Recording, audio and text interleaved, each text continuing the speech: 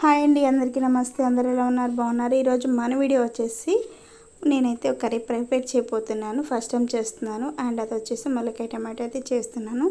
నేనైతే చాప్ చేసుకుని పక్కనైతే పెట్టేసాను. ఆనియన్స్ అండ్ ములక్కాయ, తర్వాత టమాటో, పచ్చిమిర్చి. సో నేను ప్యాన్ పెట్టుకున్న తర్వాత ఆయిల్ అయితే హీట్ ఎక్కేసింది. నేనైతే పోపు వేసిన తర్వాత ఆనియన్స్, పచ్చిమిర్చి అయితే వేసేసాను. ఇవైతే బాగా ఫ్రై అయిన తర్వాత గోల్డెన్ కలర్ వచ్చిన తర్వాత మాత్రమే మనం అంటే పచ్చివాసన పోయిన తర్వాత మనం ములక్కాయలు అనేది వేసుకోవాలి. అదే ములక్కాయ ముక్కలు వేసుకోవాలి. వేసుకున్న తర్వాత కొంచెం వాటిని కలయబెట్టుకున్న తర్వాత మాత్రమే మనం టమాటో ముక్కలు అనేది వేసుకోవాలి ఫ్రెండ్స్. వీటిని అయితే మంచిగా నేను పీస్ తీసేసి మంచిగా క్లీన్ చేసేసాను అనమాట. ఇవి వచ్చేసి న్యాచురల్ ములక్కాయలు. అలానే ఇవి వచ్చేసి లేతవి కూడాను చాలా టేస్టీగా ఉంటాయి, ఎక్కువ గుజ్జుగా అనిపిస్తాయి అన్నమాట. వాటితో పాటే మనం టమాటో ముక్కలు వేసేసుకోవచ్చు. ఎందుకంటే మనం గ్రేవీ కోసం అని చెప్పేసి టమాటోస్ అయితే ఎక్కువ వేసుకున్నామండి, చాలా టేస్టీగా ఉంటుంది. వీటితో పాటు మనం మగ్గబెట్టినట్టయితే ఇవి చాలా గుజ్జుగా అండ్ టేస్ట్ కూడా చాలా బాగుంటుంది. అండ్ ఇవి వేసుకున్న తర్వాత అయితే నేను టేస్ట్కి సరిపడా సాల్ట్ అయితే వేసుకున్నాను. ఆ తర్వాత నేను కొంచెం పసుపు అయితే వేసాను అనమాట. సో మొత్తం మిక్స్ చేసుకొని బాగా మగ్గిపోయిందండి. ఇలా మగ్గిపోయి దగ్గరికి వచ్చిన తర్వాత అయితే నేను సాంబార్ కారం అంటే కూరలో వేసే కారం అయితే వేసుకున్నాను.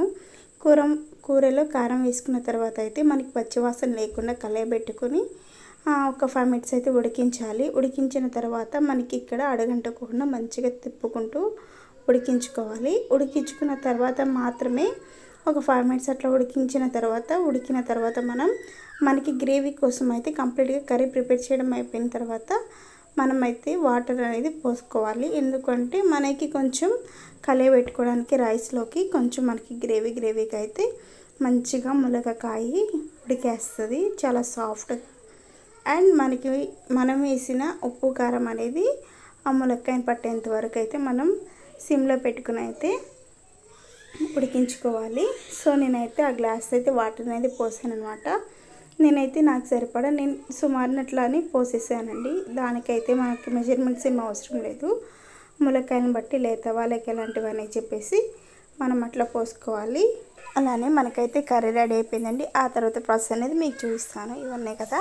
సో కర్రీ కంప్లీట్ అయిపోయింది కుక్ చేయడం. తర్వాత అయితే మనకి ఇట్లా అయితే గిన్నెలు వచ్చేసినాయి. నేను కర్రీ ప్రిపేర్ అయిన తర్వాత అయితే తీసేసి ఒక బౌల్ అయితే పెట్టేశాను.